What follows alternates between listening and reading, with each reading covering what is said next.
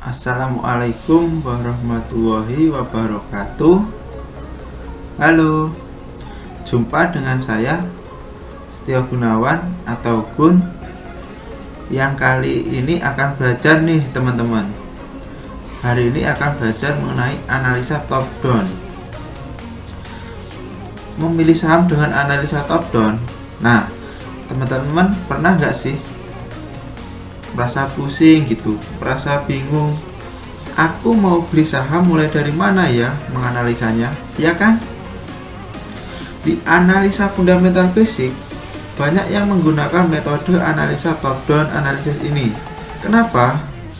Karena top down analisis ini dianggap menganalisa dari hulu ke hilir, jadi dari makro ke mikro.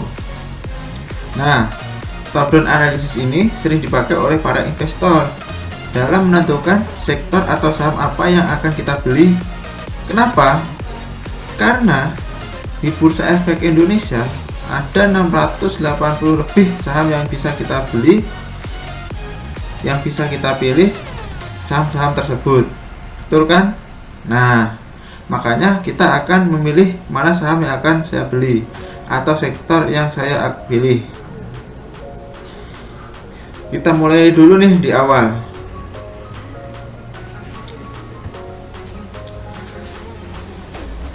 Top down analysis.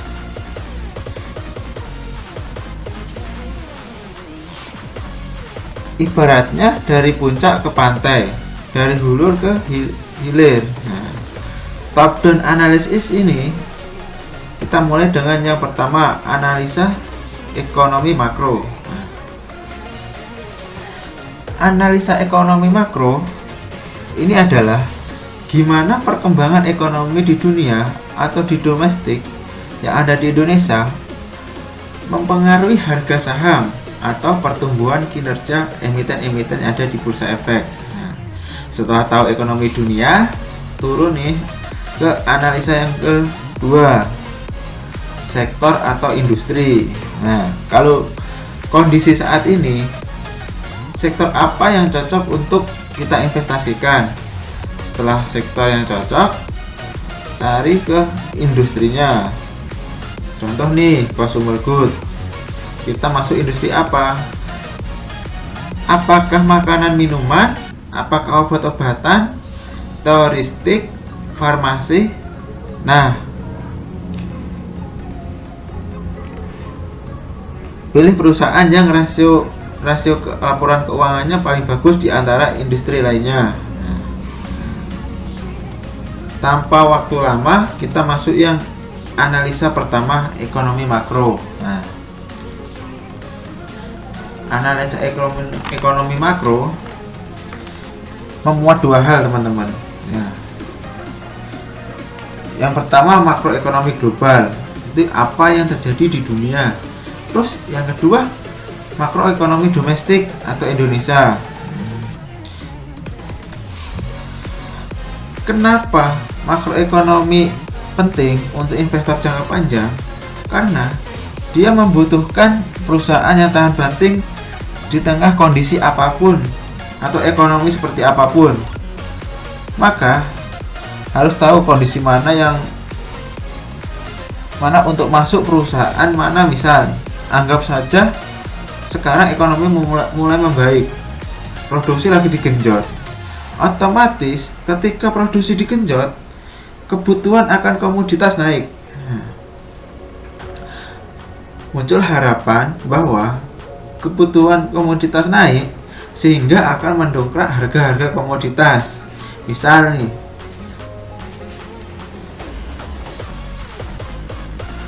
ekonomi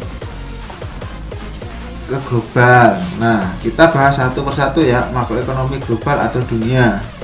Yang perlu beberapa investor cermati, pergerakan ekonomi sosial politik yang ada di negara-negara maju, bisa jadi Amerika, Uni Eropa, Cina,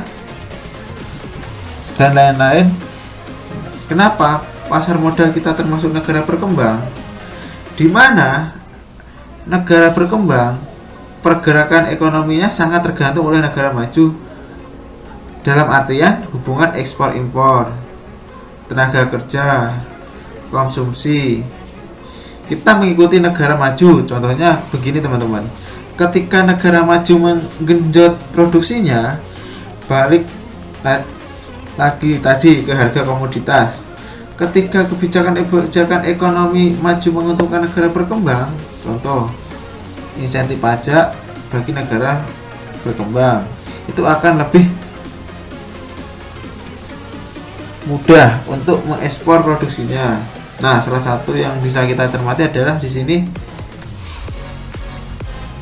suku bunga atau the Fed atau bank sentralnya Amerika. Itu berperan aktif sebagai gambaran bagaimana pergerakan ekonomi ke depan. Contoh pada saat ini suku bunga the Fed mendekati nol, bahkan mendekati minus. Artinya ketika investor-investor itu menyimpan di bank-bank yang ada di Amerika, bunga diberikan relatif kecil, bahkan minus, itu artinya uang mereka tidak bertambah dengan signifikan. Lalu gimana? Nah, investor-investor akan beralih ke aset investasi lainnya karena harganya rendah, bisa jadi ke deposito, bisa jadi ke saham. Nah, suku bunga ini bisa dibuat acuan, atau ketika suku bunga ini rendah, harapannya oleh Bank Amerika, Bank Sentral, para produsen, para konsumen lebih banyak mempergunakan uangnya, mengurangi saving. Hal ini dikarenakan dapat mempengaruhi GDP-nya. Nah, itu suku bunga berpengaruh ke global. Ketika suku bunga the Fed tinggi, investor-investor di negara maju akan mengambil uangnya untuk diinvestasikan ke negara asal karena memberikan return yang tinggi. Nah, lanjut lagi ke yang kedua, tingkat pengangguran. Karena tingkat pengangguran akan mengurangi tingkat belanja di negara tersebut. Ambil contoh di tengah pandemi seperti ini, Amerika mencatat tenaga kerja yang rendah, bahkan terendah sejak krisis 2008 penganggurannya. Itu artinya jumlah pengangguran di Amerika meningkat pesat. Ketika jumlah pengangguran meningkat pesat, jumlah pengeluaran yang dikeluarkan kecil karena tidak punya pendapatan, dan mereka mempunyai pekerjaan akan mengurangi konsumsinya.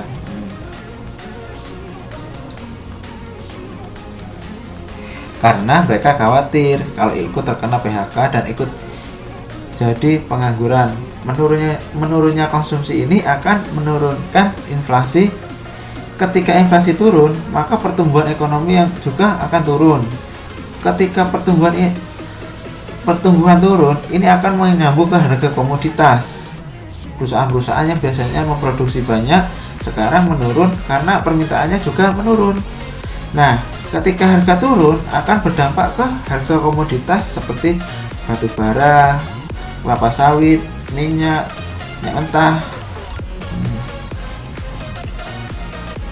Turun, harga komoditas turun akan mempengaruhi kinerja perusahaan komoditas. Karena harga ekspor barang mereka turun. Nah, itu pengaruhnya. Dan tadi pertumbuhan ekonomi udah ya. Jika pengangguran meningkat, pertumbuhan ekonomi menurun. Lalu yang kita cermati adalah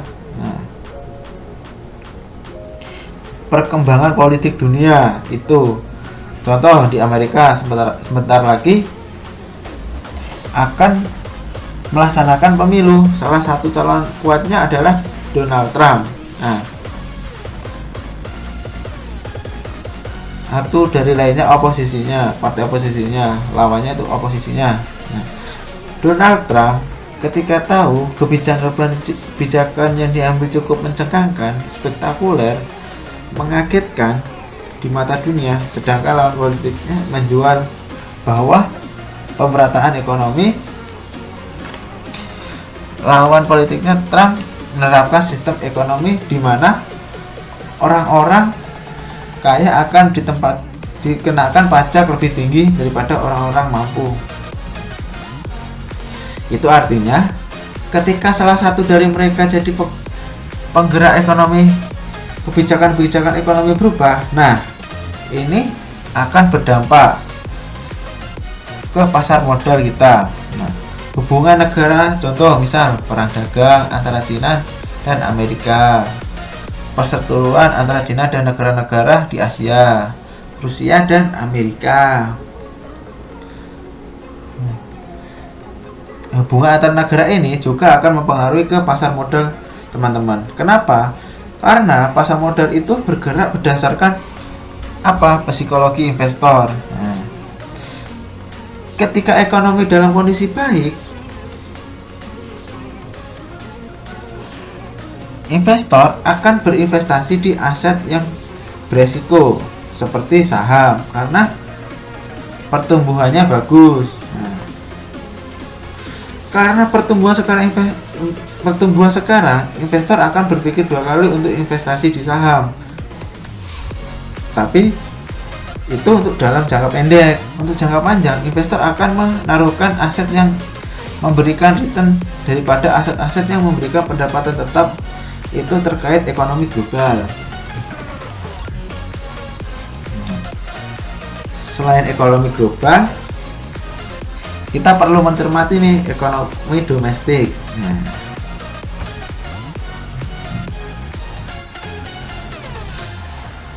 kenapa? Apa yang terjadi di ekonomi domestik akan mempengaruhi keputusan diambil investor. Maksudnya, contohnya begini teman-teman. Politik dan sentimen nasional. Gimana kita tahu ketika kemarin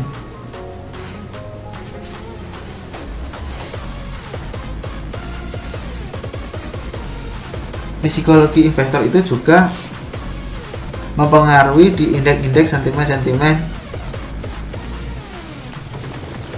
investor.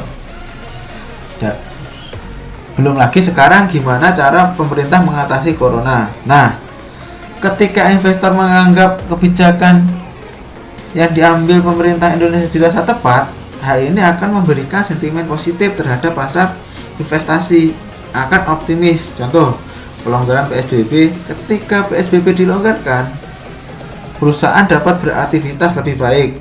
Berbeda ketika menerapkan PSBB itu atau lockdown. Nah, itu memberikan sentimen positif terhadap pasar psikologi investornya. Naik membaik. Ini ada beberapa data makroekonomi domestik yang sudah saya rangkum. Nah, pertama, suku bunga.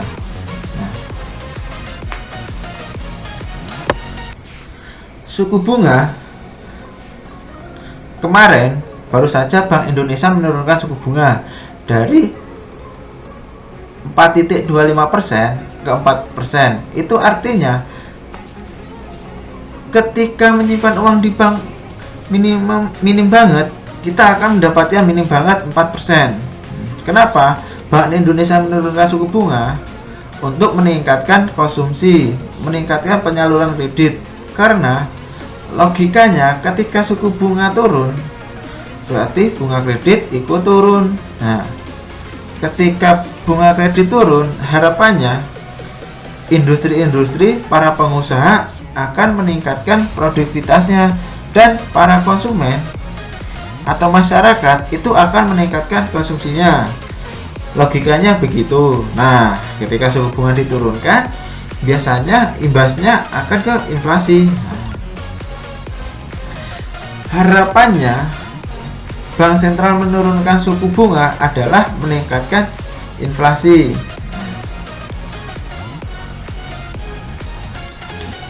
Sejak Februari sampai sekarang, inflasi bulanan kita cenderung menurun. Dari Februari kalau nggak salah ya 2,9% atau sekian persen lah. Sekarang inflasi kita di 1,54% Juli 2020.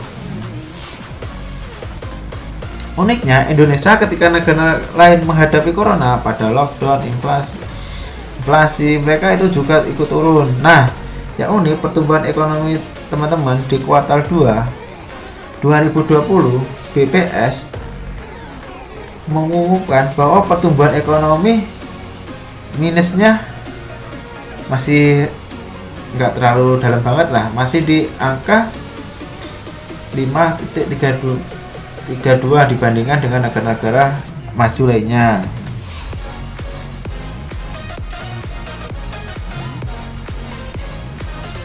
Itu artinya walaupun ada pandemi, ekonomi kita tetap bisa tumbuh walaupun melambat. Maka kalau kita membaca berita, Kementerian Keuangan memangkas pertumbuhan ekonomi kita di sekitaran 2%. Jadi, pertumbuhan yang baik itu yang positif, teman-teman. Kalau sampai ekonomi kita menjadi negatif atau turun terlalu dalam, investor tidak akan percaya pada pasar modal yang ada di Indonesia karena pertumbuhannya turun. Nah, itu teman-teman. Yang inflasi sudah, lanjut lagi ke nilai tukar. Yang PDB udah, nilai tukar. Kalau nilai tukar, saya rasa teman-teman sudah pada tahu. Nilai tukar termasuk analisa makroekonomi yang penting. Kenapa?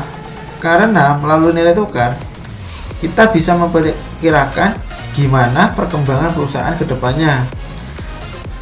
Kenapa kok ini penting? Karena ingat, perusahaan-perusahaan yang menerbitkan saham, ketika perusahaan memproduksi barangnya nggak cuma dinikmati masyarakat domestik, tidak dinikmati masyarakat Indonesia,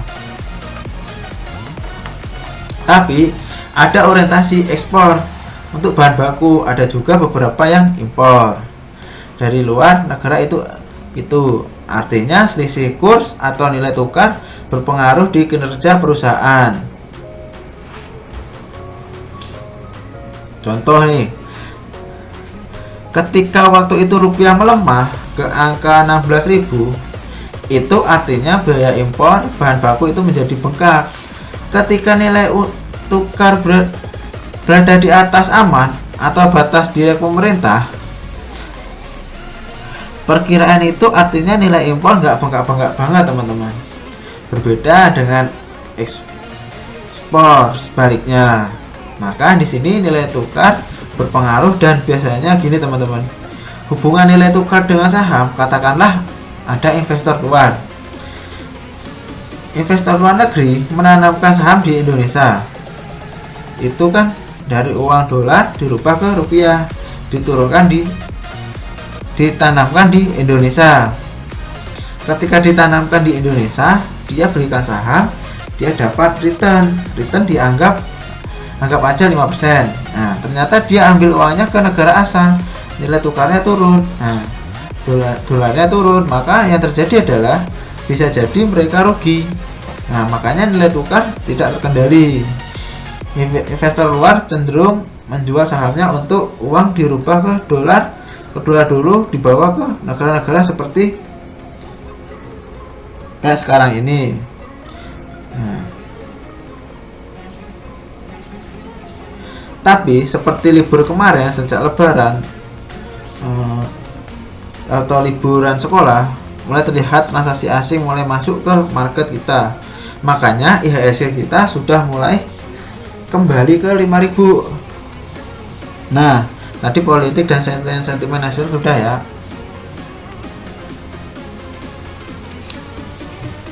Intinya adalah makroekonomi itu, teman-teman. Gimana cara kita melihat apa yang terjadi di global, di Indonesia, nanti apa pengaruhnya, apa sih di saham. Untuk teman-teman untuk belajar makroekonomi bisa baca berita, teman-teman. Contoh nih,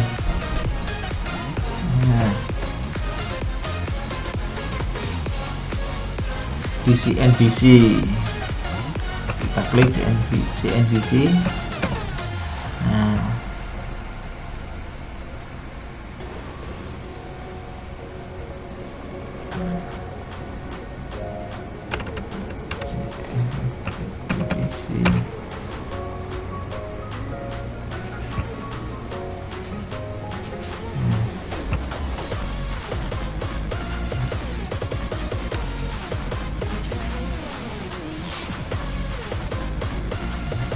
yang global atau CNBC Indonesia yang lokal. Cari aja berita-beritanya.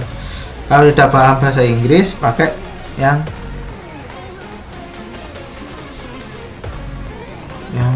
stok Asia.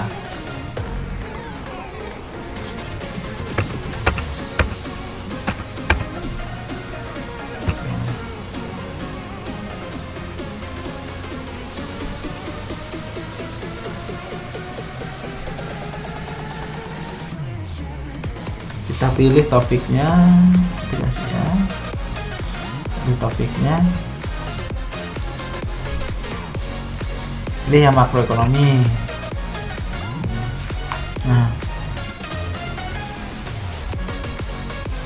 Nah di situ ada pilihannya tuh, ada apa aja nih. Usai pidato ekonomi Jokowi, Prabowo jadi ketum Gerindra lagi. Nah, pemerintah tarik pinjaman, KADEF Indonesia tentu rekor tertinggi sepanjang sejarah.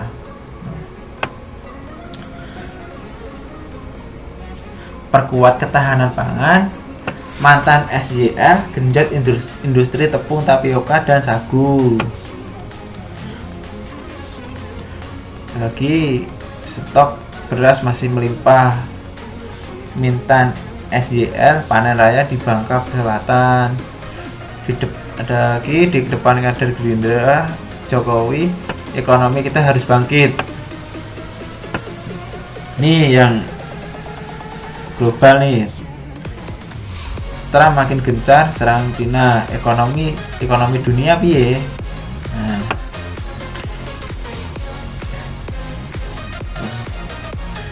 ada lagi berita bagaimana resesi teknikal terjadi di RI.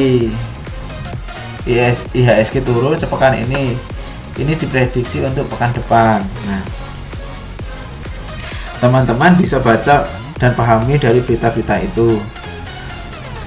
Kunci dari makro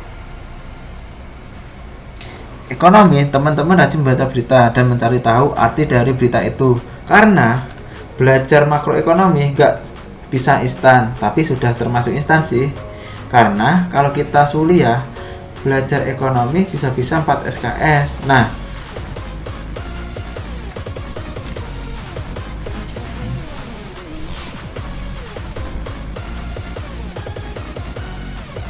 kita lanjut lagi ke PowerPoint. Tadi ini lanjut ke analisa sektor. Setelah tahu ekonomi yang terjadi di dunia, kita sekarang belajar sektor. Turunin ke sektornya, ada sektor apa saja di Bursa Efek. Ada 9 sektor plus 1 sektor gabungan, yaitu yang pertama ada sektor agriculture, perkebunan. Nah, sektor perkebunan ini atau pertanian ini meliputi bidang pertanian, perkebunan, perikanan. Contoh sahamnya ALI, SKP, BSI, dan lain-lain. Karena perkebunan ini orientasinya ekspor, jadi industri perkebunan ini sangat dipengaruhi oleh harga komoditas. Nah, seperti komoditas CPO, kelapa sawit, dan jagung, atau fluktuasi nilai tukar terhadap dolar, serta dipengaruhi regulasi pemerintah seperti pajak ekspor. Nah, biasanya agriculture, perkebunan ini, kalau kelapa sawit mengikuti harga kelapa sawit Malaysia. Karena salah satu tujuan dari penggunaan kelapa sawit ini adalah Cina dan Eropa. Begitu juga batu bara nanti di pertambangan. Dan biasanya perkebunan agriculture ini terpengaruh juga cuaca, makanya saham ini cyclical. Nah, sedikit cerita ya.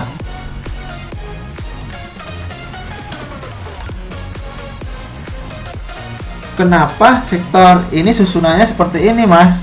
Nah, agriculture ke manufaktur. Jadi urutannya teman-teman ini industri dari hulu ke hilir. dari industri yang memproduksi barang mentah, barang setengah jadi sampai ke jadi. Contoh misal di sini ada mining, pertambangan. Itu nanti memproduksi batu bara dan minyak mentah. Nanti digunakan basic industri untuk menggerakkan mesinnya. Contoh di sini mining ada biji besi. Nah, biji besi dari sektor mining dipakai oleh industri dasar. Contoh Krakatau Steel, dari biji besi diolah menjadi lempengan besi, dan lempengan besi nanti disalurkan ke aneka industri. Dibikin apa? Dibikin motor dan seterusnya. Ini adalah sambungannya teman-teman. Oke, kita lanjut lagi.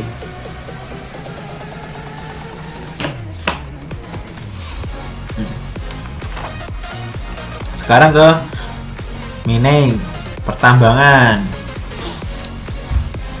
Pertambangan itu meliputi perusahaan yang inti bisnisnya bergerak di bidang batu bara, minyak, logam, gas, dan lain sebagainya. Contoh sahamnya nih, PTBA, Adro Energi, ITMG, Anta, Elsa, dan lain sebagainya. Nah, pertambangan ini sama seperti agriculture karena orientasi pasarnya ekspor, maka harga komoditas terutama komoditas migas dan logam berpengaruh. Makanya tadi makroekonomi, harga komoditas, ketika harga komoditas naik, permintaan komoditas tinggi, maka harga saham mining dan agriculture boleh dipertimbangkan. Maka ketika kondisi seperti ini, saham-saham agriculture atau mining itu kurang direkomendasikan. Lalu nilai fluktuasi terhadap dolar, regulasi pemerintah seperti pajak ekspor, dan pastinya pertumbuhan ekonomi dunia juga mempengaruhi. Karena pertumbuhan ekonomi dunia bagus, maka permintaan akan agriculture dan mining meningkat. Itu teman-teman. Makanya saham-saham agriculture direkomendasikan ketika ekonomi membaik dan permintaan komoditas naik.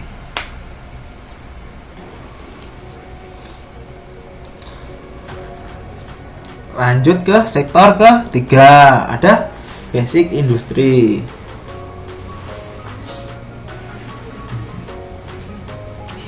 atau industri dasar, yaitu mengolah bahan mentah menjadi bahan setengah jadi. Contoh nih, misal industri pengolahan logam, keramik, semen, platform, kayu. Misal dari agriculture, pohon ditebang dibawa ke industri dasar, dirubah menjadi apa? Kertas, kayu, dan lain sebagainya. Contoh sahamnya ada Krakatau Steel, ISSP, Spin, dan lain sebagainya. Untuk industri dasar ini sangat terpengaruh oleh industri lainnya. Kenapa terpengaruh oleh industri lainnya? Karena industri yang di tengah-tengah teman-teman, antara agriculture dan middle class industri. Jadi industri dipengaruhi dengan industri lainnya, sektor lainnya. Contoh misal nih, semen, besi atau baja nanti berhubungan dengan industri properti dan infrastruktur. Ketika industri properti dan infrastruktur membaik, maka industri dasar, semen, dan besi baja maka ikut membaik gitu. Dan biasanya emiten-emiten yang bahan bakunya impor seperti pakan ternak itu juga dipengaruhi oleh nilai tukar serta kebijakan pemerintah tentunya. Oke, itu basic industri. Setelah basic industri, kita kemana? Kita ke aneka industri atau middle class industri, teman-teman.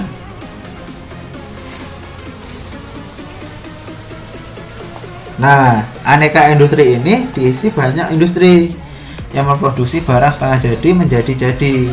Contoh otomotif dan komponen-komponennya. Dari tadi ya, plastik, besi itu diolah menjadi otomotif dan komponen-komponennya. Contoh tekstil, mengolah benang, kabel, dan elektronik lainnya.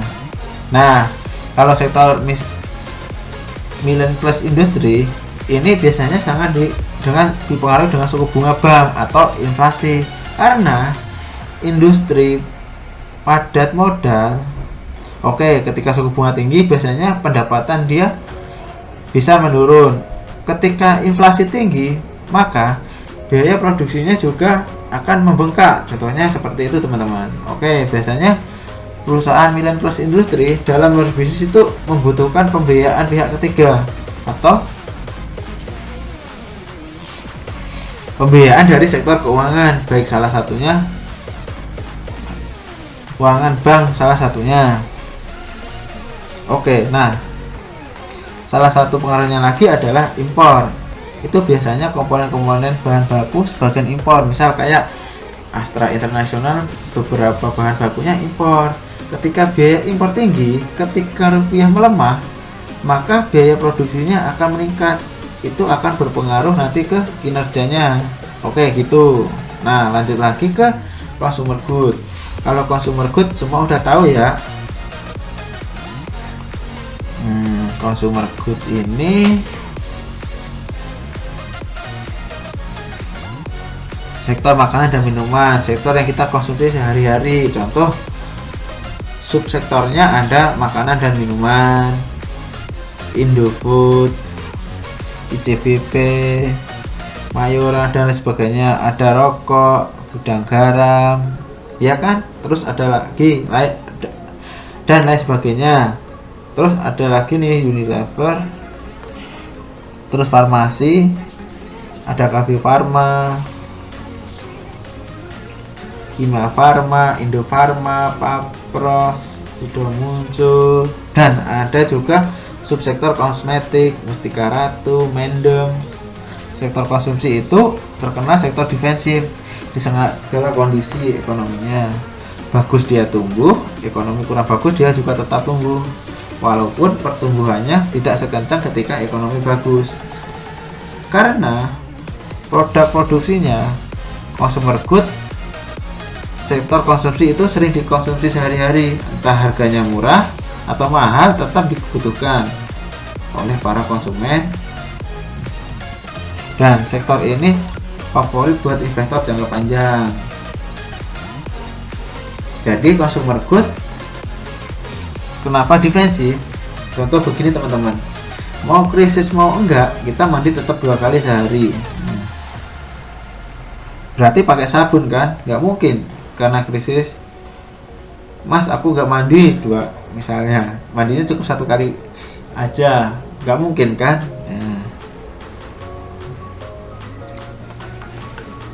Unilever, Lifebuoy masih dipakai. Apa mungkin ketika krisis ekonomi, wah mas aku sakit aku gak mau berobat, kan tetap berobat, obat tetap jalan, ya kan? Apalagi di tengah pandemi kayak gini, konsumsi obat meningkat, multivitamin, antibodi dan lain sebagainya meningkat. Nah, kenapa sektor ini termasuk sektor defensif? Oke. Lanjut lagi ke sektor properti dan real estate. Itu setelah konstruksi bangunan. Contoh sahamnya nah, LPCK, PWON, CTRA. Kalau konstruksi bangunan ada Adikarya, PTPP, Waskita, Wika, dan lain sebagainya. Nah, kalau sektor ini tergantung banget dengan kondisi ekonomi. Contoh, jika inflasi tinggi, bunga kredit naik, maka penjualannya menurun. Kayak sekarang nih. Ketika kondisi seperti ini, maka penjualan rumah pasti akan menurun. Betul nggak? Karena orang mikir, gimana aku bisa makan dulu, baru mikir gimana nanti caranya beli rumah, ya kan? Dan apabila ketika suku bunga naik, itu juga akan berdampak karena sektor ini membiayai proyek-proyeknya. Itu dia dari pihak ketiga. Contoh kayak pendanaannya. Nah, lanjut lagi ke sektor infrastruktur. Sektor infrastruktur ini contohnya industri infrastruktur energi seperti PGAS, Pegas, perusahaan gas negara, infrastruktur jalan seperti CMSR, CMSP, terus infrastruktur telekomunikasi, Telkom, Indosat, XL, Smartfren, serta infrastruktur transportasi seperti Garuda Indonesia. Nah, sektor-sektor ini terdiri dari beberapa subsektor. Itu sebenarnya sama kayak real estate, itu tergantung di mana kondisi ekonomi sekarang. Tapi di industri ini juga ada industri yang cukup diuntungkan di kondisi sekarang. Contoh telekomunikasi, karena kita tahu dengan adanya pembatasan kegiatan PSBB, adanya WFH, kuliah dari rumah, maka pemakaian komunikasi meningkat. Dulu kalau teman-teman gabut nih buka TikTok 2-3 jam, sekarang teman-teman gabut buka TikTok berjam-jam. Nah, teman-teman streaming YouTube biasanya kalau keadaan normal paling 2 jam 3 jam, sekarang 5 jam 10 jam streaming YouTube, ngabisin kuota. Nah, itu siapa yang untung? Nah, yang untung perusahaan telekomunikasi, pemakaiannya meningkat. Orang di perumahan saya aja yang di perkampungan sering banget lihat orang-orang dari IndiHome masang kabel karena meningkatnya pemakaian data tadi, maka itu diuntungkan. Oke, lanjut lagi ke sektor keuangan.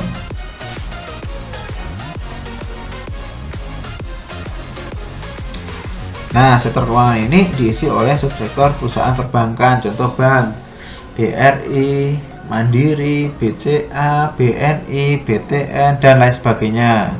Terus lembaga pembiayaan seperti ADNF, asuransi,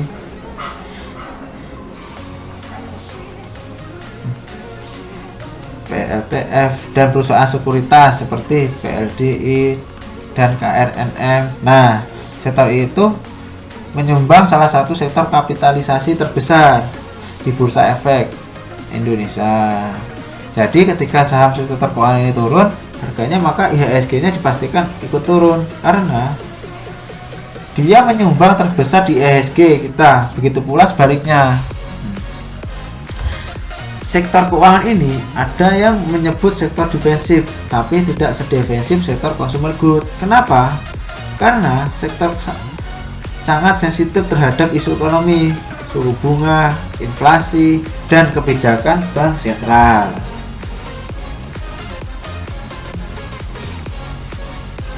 Ya kan? Kenapa? Misal nih, di rate atau suku bunga bank itu naik, pasti akan berpengaruh ke penyaluran kreditnya. Dia pastinya penyaluran kreditnya akan berkurang karena suku bunganya naik. Terus inflasi naik, turun, itu juga sangat berpengaruh di daya beli konsumen. Contoh ketika suku bunga turun, jadi penjualannya manufaktur meningkat, ya kan? Ketika penjualan industri manufaktur meningkat, maka pembiayaan ke perusahaan itu meningkat. Itu juga akan berpengaruh ke pendapatan di sektor keuangan. Oke, biasanya sektor keuangan ini akan benar-benar kelihatan dampaknya ketika ekonomi membaik. Penyaluran perdagangan dan jasa.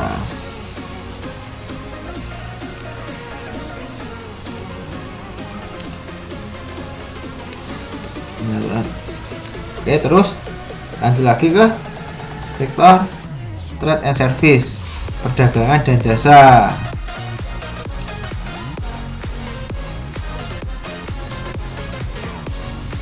Contoh industri perdagangan UNTR, TEMS, Retail, MPPA, RAS, ASES, MAPI, restoran dan hotel, serta jasa lainnya. Nah, trade and service ini juga dipengaruhi oleh kondisi ekonomi teman-teman. Contoh kayak sekarang dengan adanya PSBB, maka subsektor pariwisata dan perhotelan terpengaruhi, pendapatannya menurun. Bahkan mereka struggle untuk mempertahankan industrinya. Retail juga sama, dengan adanya pembatasan orang yang akan pergi ke mall, orang yang akan pergi ke SGWR, orang yang akan pergi ke minimarket itu menurun. Tapi tidak semua seperti itu. Contoh seperti ini, ada trade and service, itu sahamnya Erafone. Ketika pendapatan orang menurun, maka daya beli terhadap elektronik, terhadap HP pun menurun, gitu kan. Jadi sektor-sektor itu teman-teman bisa dipilih, bisa dilihat ketika kondisi ekonomi seperti sekarang, mana sektor-sektor yang bagus. Terus kalau kita simpulkan,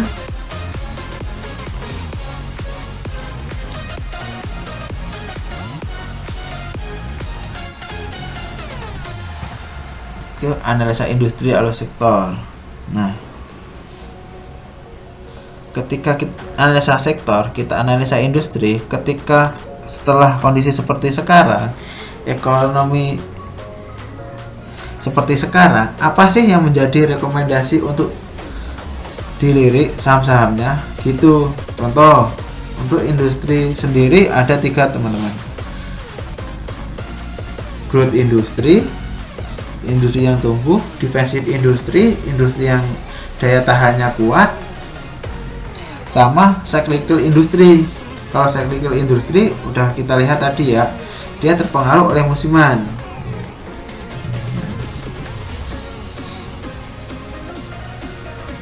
Harga komoditas, mining juga sama, trade and service juga sama. Cyclical itu maksudnya gimana? Misalnya ketika tahun baru, lebaran, kenaikan sekolah, itu industri-industri pembelajaran akan meningkat pendapatannya. Trade and service, retail ketika kayak begini, maka trade and service, retail banyak yang turun. Nah, kalau industri itu udah dijelasin ya. Growth and industry itu adalah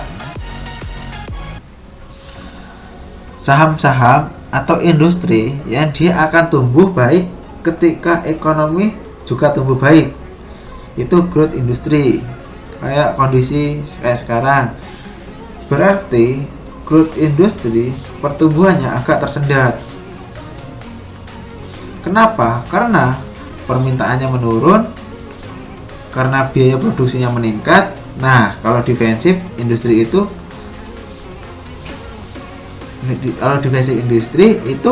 industri-industri yang daya tahannya kuat, tahan banting istilahnya.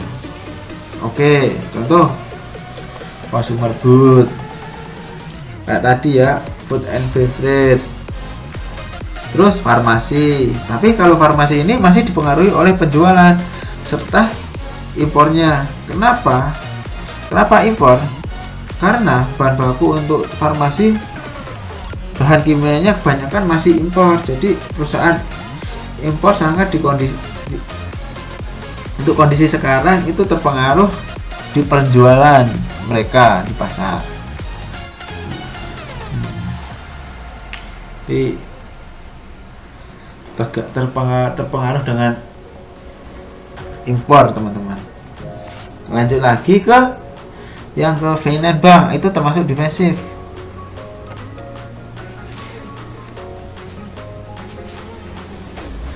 Contoh yang dihadapi sekarang kayak corona, WFH kayak gini, maka sektor infrastruktur telekomunikasi juga terpengaruh, masuk juga ke defensif teman-teman. Itu analisa sektor industri. Jadi kondisi ekonomi kurang bagus, investor akan memilih saham-saham defensif untuk investasinya. Ketika ekonomi mulai membaik, investor akan mengurangi di sektor defensif dan akan mengalihkan ke sektor yang tumbuh atau growth nih. Nah, sampai ke industri musiman aja, mood-moodan. Kalau moodnya bagus, komoditasnya bagus, siklusnya bagus, ya investor akan mengalihkan portofolionya ke saham cyclical industri. Nah gitu teman-teman, itu analisa industri.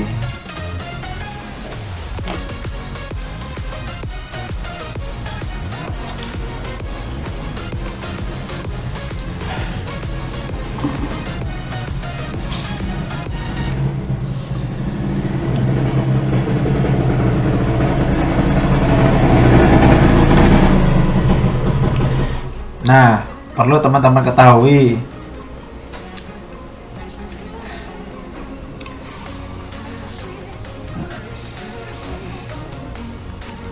semua saham yang ada di Bursa Efek Indonesia itu masuk sektor amanah, teman-teman. Bisa buka di sini webnya IDX. Kita buka IDX.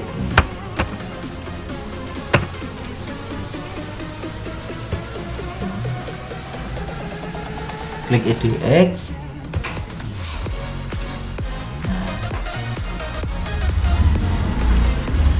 Pilih yang data pasar.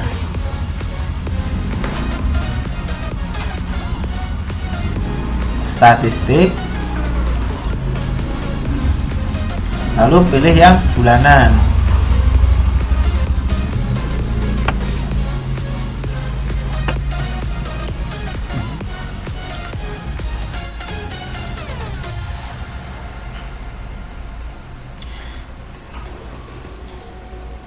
Pilih yang terbaru ya teman-teman.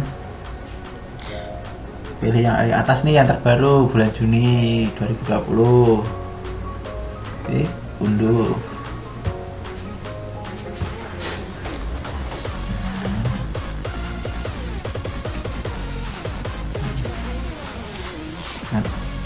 Nanti akan keluar kayak gini. Gimana sih monthly-nya statistiknya IDX di bulan Juni? Langsung loncat ke halaman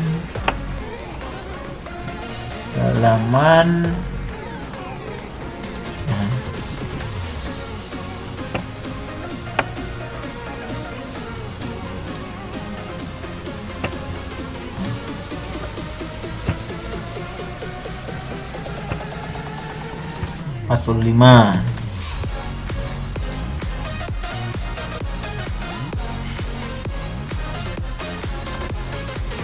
Protek dulu biar terbaca nih.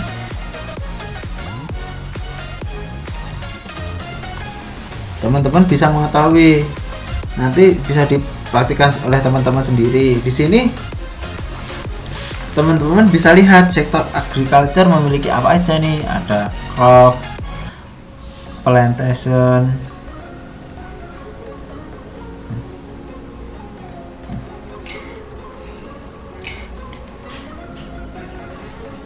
atau perkebunan dan lain sebagainya. Oke, atau misal gini, infrastruktur.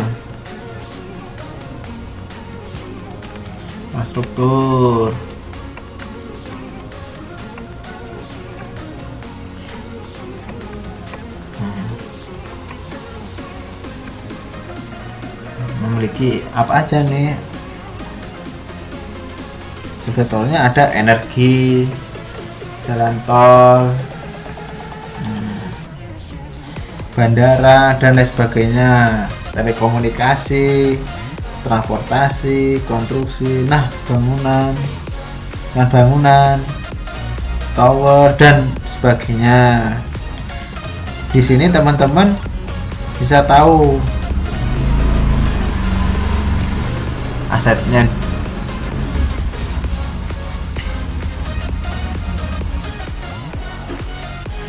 Finansial data dan rasio-rasionya. Oke, misal nih berapa asetnya dia, utangnya dia, penjualannya dia, atau untuk earningnya atau keuntungannya, sama profitnya. Nah, juga rasio keuangan seperti EPS, book value, PER, PBV, DER, ROA, ROE, NPM, dan lain sebagainya. Mantap kan? Gampang banget, datanya sudah ada. Teman-teman tinggal baca, tinggal pilih. Ini bisa digunakan screening kayak tadi, misal contoh, oh sekarang lagi corona, berarti industri yang diuntungkan adalah industri misal telekomunikasi. Yuk kita cari telekomunikasi.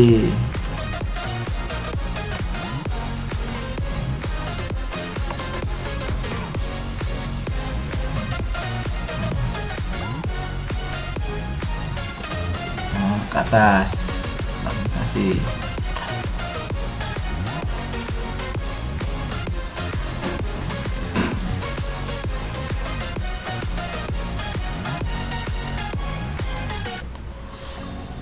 Mana telekomunikasi?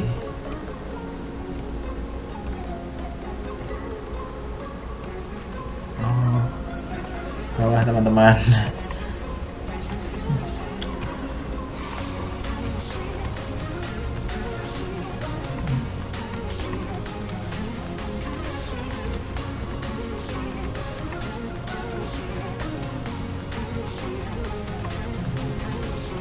Nah,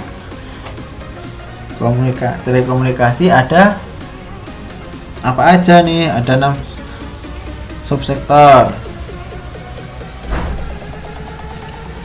Ada Bakri, XL, Smartfren, Indosat, Jasnita Telekomindo, Telekomunikasi Indonesia.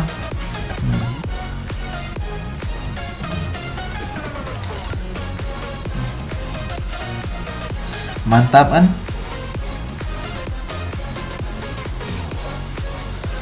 Lanjut. Sebelum memilih saham mana yang akan kita pilih, kita kesini dulu teman-teman. Analisa perusahaan. Nah, analisa perusahaan ini jadi setelah tahu industrinya, setelah tahu makroekonomi, pertama kita turun nih ke subsektornya, terus ke industrinya, ke perusahaannya, terakhirnya ke analisa perusahaan. Kita baca laporan keuangan, ada neraca, laba rugi, arus kas, rasio-rasio perusahaan, DAR, nah, atau rasio utang. Kalau rasio utang itu semakin kecil semakin baik. Itu artinya rasio hutang terhadap asetnya, terhadap aset equity-nya kecil. Semakin kecil semakin bagus. Oke. Terus ada NPM, GPM. Nah, net profit margin, gross profit margin. Nah, NPM, GPM yang bertumbuh setiap tahun itu menandakan perusahaan bagus. Oke. Terus ada ROA, ROE, return on asset dan return on equity, di mana keuntungannya dia dibandingkan aset equity-nya. Semakin besar semakin baik. Kalau PBV per itu menandakan seberapa murah sahamnya. PBV per itu kan semakin rendah semakin baik, karena PBV yang rendah menandakan semakin murah. Per juga sama.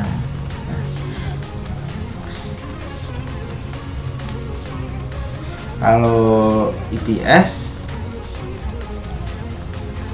itu kalau meningkat setiap tahun itu menandakan bagus. Nah, ini semua teman-teman ada di dokumen ini. Kita buka lagi di statistik ini.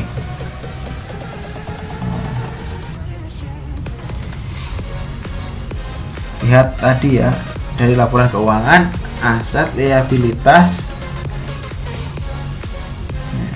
penjualan, pendapatan, keuntungan udah ada. Terus rasio keuangan ada apa aja nih? Ada EPS, book value, per, PBV, DAR, ROA, ROE, NPM.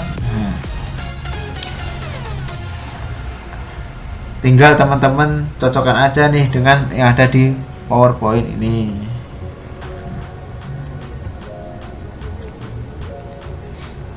Misal nih rasio book value-nya paling rendah, barnya mana yang paling rendah, cari IPS-nya mana yang paling tinggi gitu teman-teman. Jadi bukalah statistik yang udah tahu tadi.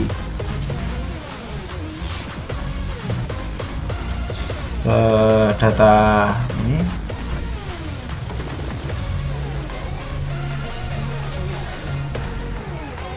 melakukan statistik oke, terus pilih yang bulanan. Nah, untuk teman-teman yang mau belajar laporan keuangan dan rasio-rasio keuangan nanti akan dipelajari di sesi-sesi berikut selanjutnya.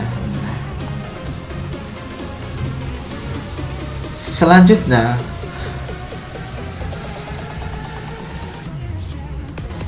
setelah tahu tadi ekonomi makro urutannya kayak gimana, cara menganalisa top down, analisanya sekarang udah mulai tahu ya, mulai analisanya dari mana. Kuncinya adalah kalau saya merangkum ya, pertama kita harus belajar makroekonomi, kita belajar analisa makroekonomi, gimana ekonomi secara global.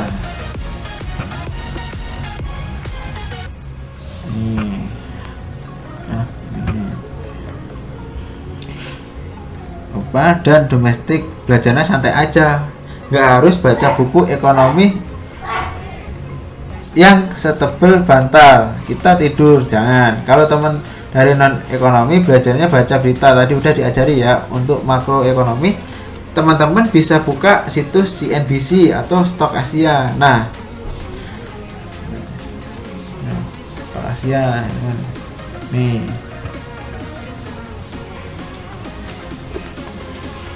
di filter ini,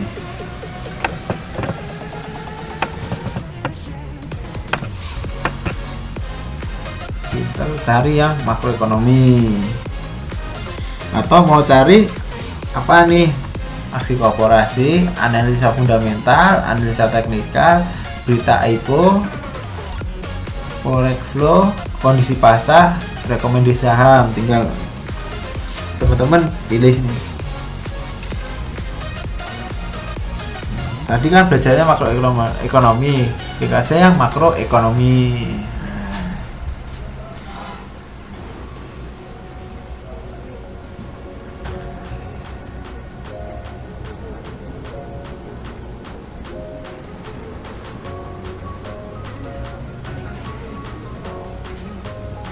Selama makroekonomi paham, oh ekonomi lagi kayak gini nih, tidak bagus, lagi mengalami pelambatan, mungkin sektor industri apa yang bisa diturunkan ke sektornya, sektor apa nih? Oh berarti cari sektor industri yang defensif. Apa aja ya, tadi udah dijelaskan ya, contoh defensif,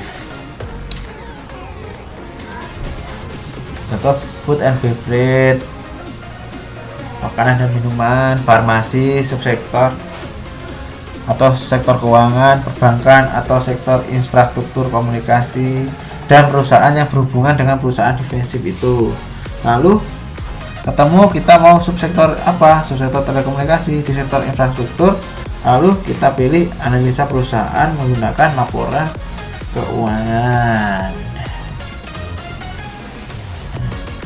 Udah ya, udah dijelaskan secara rinci. Oke. Mungkin seperti itu ya pembahasan memilih saham dengan top down analisis.